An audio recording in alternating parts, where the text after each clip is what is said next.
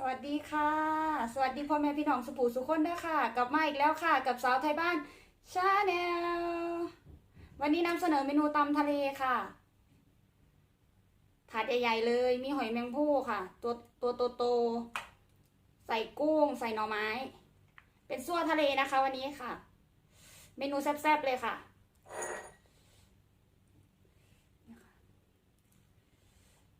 กุ้งลวกนะคะตัวโตๆเลยอร่อยค่ะตำเองนะคะอืม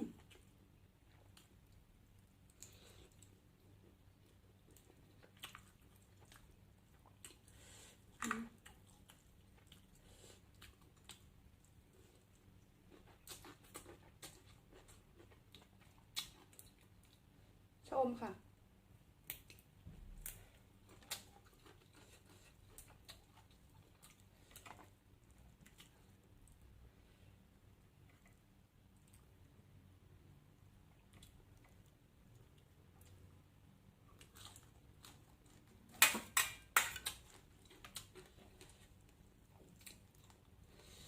อืม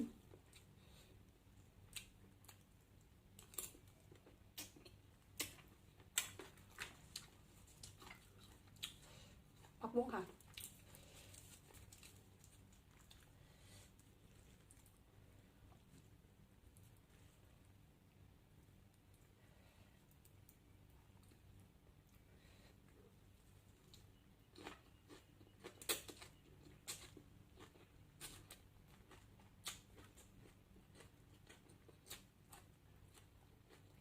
อืม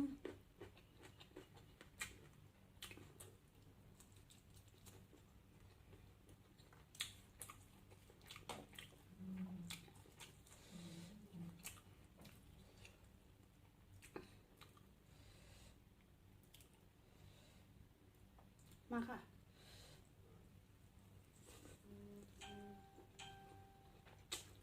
อืม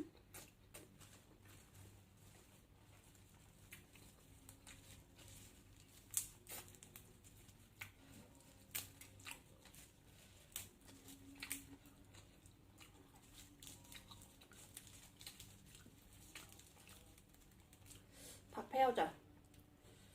อืม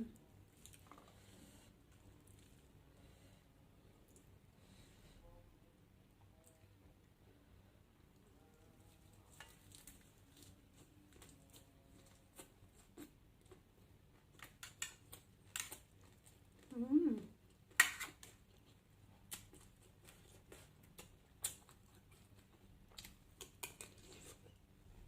อืม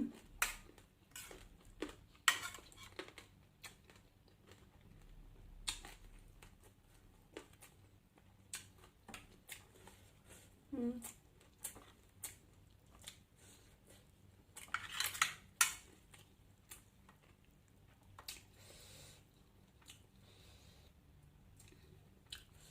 นะคะ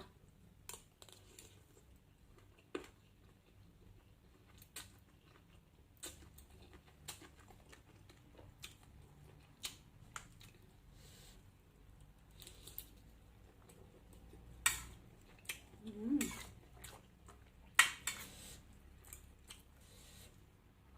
นัวค่ะพี่น้องเอ้ย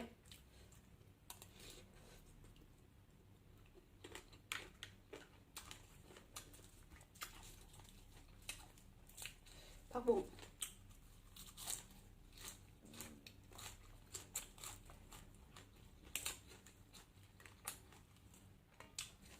ตัวผู้ค่ะ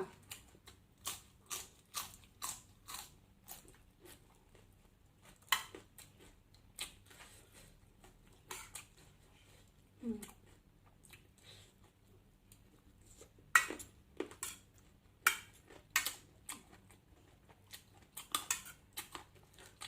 อืม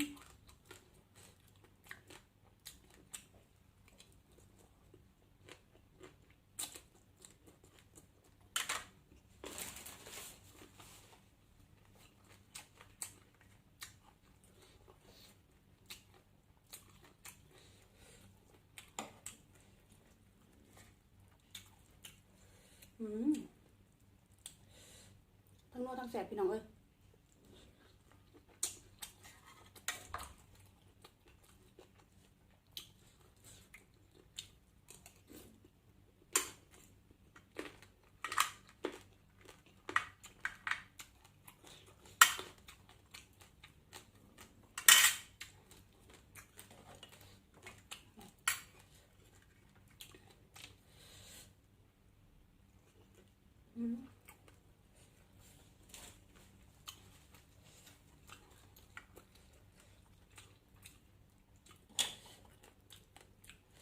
มาจ้ะหอยตัวยังไงเลย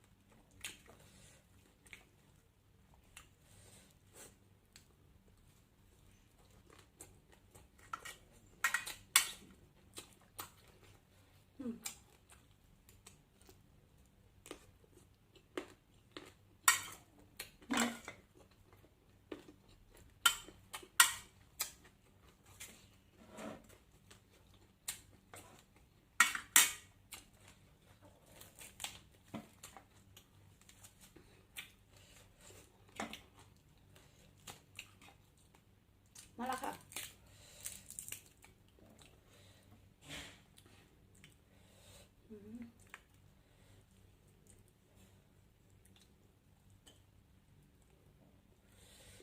มาค่ะ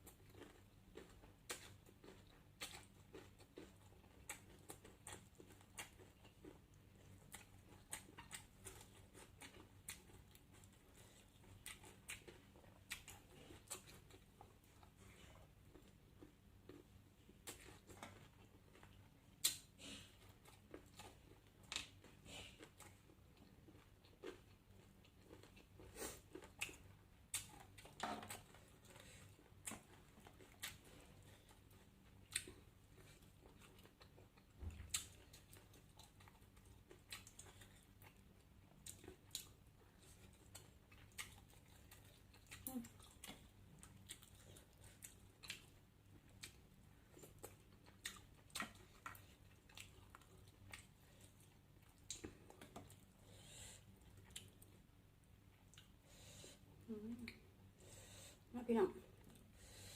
แสบๆเลยจ้ะ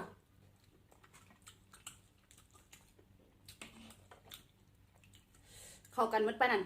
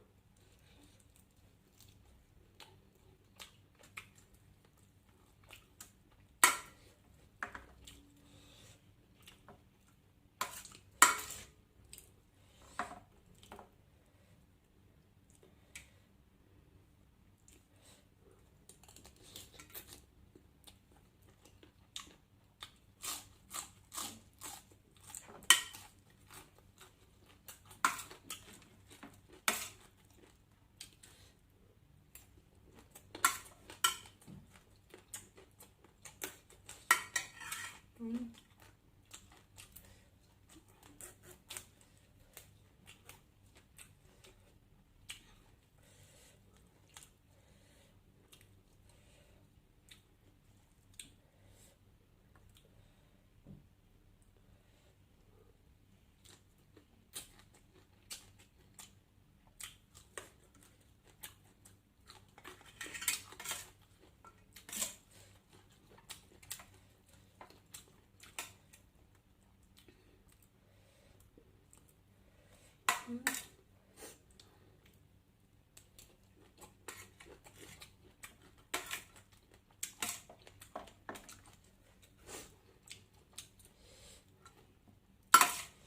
มเผ็ดพี่น้องเลย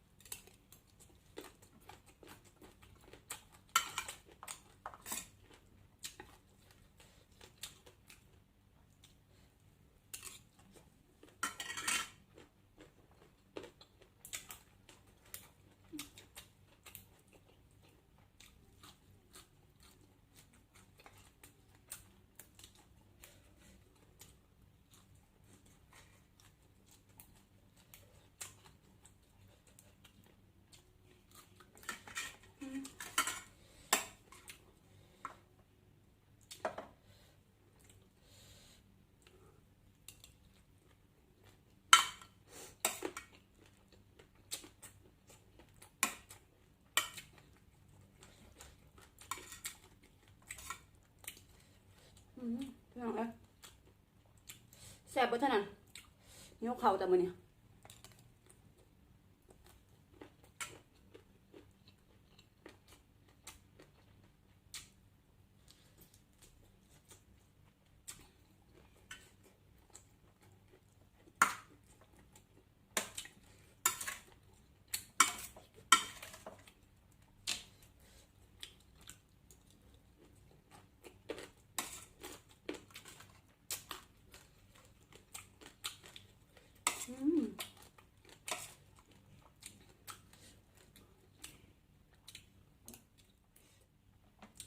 เมื่อเราจะพี่น้องเกี่ยงถาด